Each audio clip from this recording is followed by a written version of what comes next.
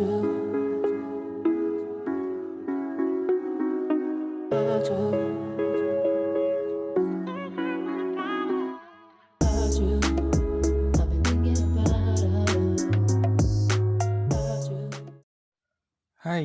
pada video kali ini kami akan membahas mengenai perjanjian internasional, yang mana poin pembahasannya terkait pengertian perjanjian internasional, istilah-istilah dalam perjanjian internasional, macam-macam perjanjian internasional, tahapan perjanjian internasional, pembatalan perjanjian, serta berakhirnya perjanjian. Oke, langsung saja kita bahas. Pengertian. Menurut para ahli, menurut Jeremy Bentham, perjanjian internasional adalah aturan yang mengatur hubungan antar negara. Jeremy Bentham adalah orang pertama yang mencetuskan istilah perjanjian internasional pada tahun 1780. Menurut Oppenheim, hukum internasional adalah perjanjian antar negara maupun organisasi yang mengatur hubungan antar negara maupun organisasi internasional dan melahirkan hak serta kewajiban bagi pihak di dalamnya. Menurut Mokhtar Kumatmadja, perjanjian internasional adalah perjanjian antar bangsa yang memiliki tujuan tertentu yang ditimbulkan akibat hukum tertentu.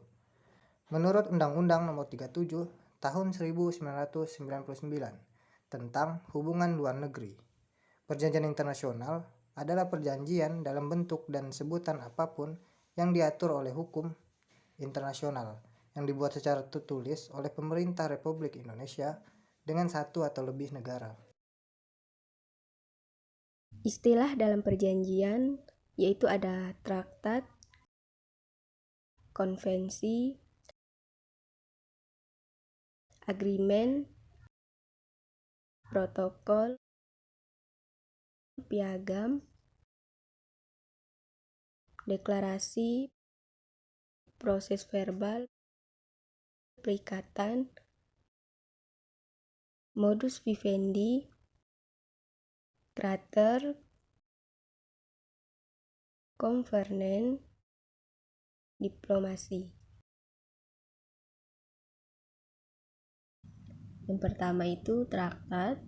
Traktat atau treaty adalah sebuah perjanjian atau persetujuan di antara dua negara atau lebih untuk bisa mencapai hubungan hukum tentang objek-objek hukum dengan kepentingan yang sama. Lanjut konvensi. Istilah konvensi ini digunakan untuk pemberian nama sebuah catatan dari persetujuan tentang hal-hal yang penting tapi sifatnya bukan politik. Agreement. Istilah yang satu ini khusus digunakan untuk menyebut kontrak antar pemerintah tentang hal-hal yang enggak penting atau enggak permanen. Ada juga protokol, yaitu penjelasannya suatu perjanjian atau persetujuan yang kurang resmi dibandingkan dengan traktat dan konvensi, karena protokol hanya mengatur masalah-masalah hambatan seperti penafsiran klausul-klausul atau penyaratan perjanjian tertentu. Piagam, himpunan peraturan yang ditetapkan sebagai persetujuan internasional baik mengenai lapangan karena internasional maupun mengenai anggaran dasar suatu lembaga. Deklarasi, suatu perjanjian yang bertujuan untuk memperjelas atau menyatakan adanya hukum yang berlaku atau untuk menciptakan hukum baru. Kemudian penjelasan proses verbal. Catatan-catatan atau ringkasan-ringkasan atau kesimpulan-kesimpulan konvensi diplomatik atau catatan-catatan suatu permufakatan. Proses verbal tidak diratifikasi. Penjelasan mengenai perikatan. Agreement hampir sama dengan persetujuan, namun agreement ini biasanya dipakai untuk melakukan transaksi-transaksi yang sifatnya mengatur dan sementara atau temporer.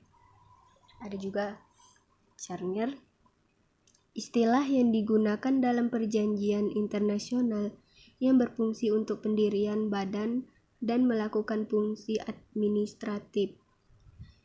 Penjelasan mengenai modus vivendi, sebuah dokumen yang ditunjukkan untuk mencatat persetujuan internasional yang sifatnya cuma sementara, sampai bisa diwujudkan secara permanen. Modus vivendi ini nggak perlu ratifikasi.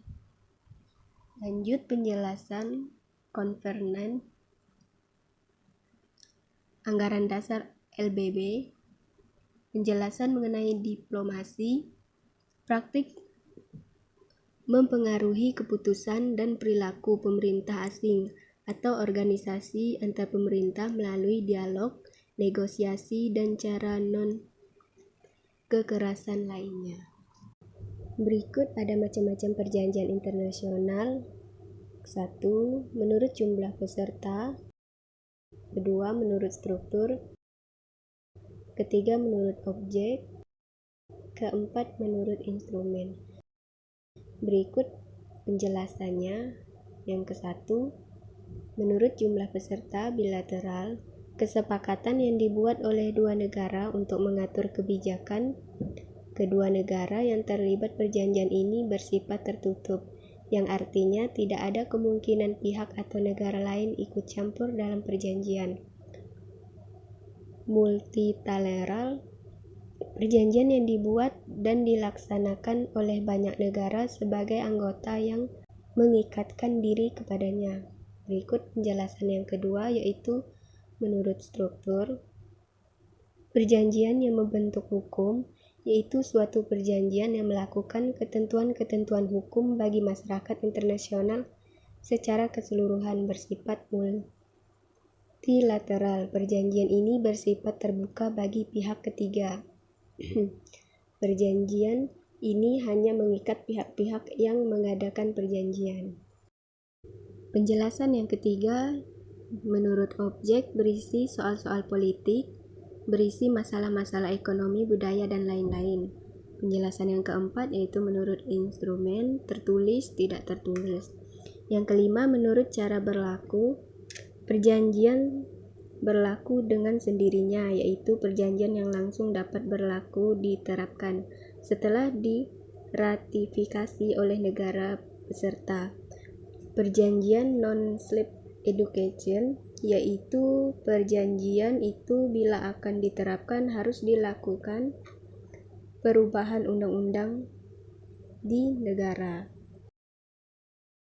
Tahap-tahap perjanjian internasional. Setiap wakil negara melakukan perundingan untuk merumuskan perjanjian internasional, yang kemudian melakukan pendatanganan, dan wakil negara tadi juga melakukan autentifikasi atau pengesahan.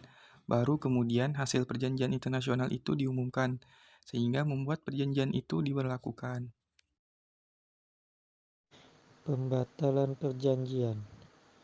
Terjadinya pelanggaran, adanya kecurangan, ada pihak yang dirugikan, adanya ancaman dari pihak sebelah.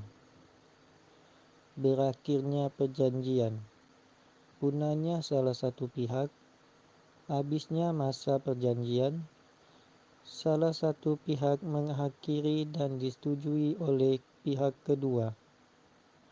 Adanya pihak yang dirugikan oleh pihak lain. Telah tercapai tujuan dari perjanjian itu. Syarat tentang pengakhiran perjanjian sesuai dengan ketentuan perjanjian itu sudah dipenuhi. Nah, demikian pembahasan dari kami.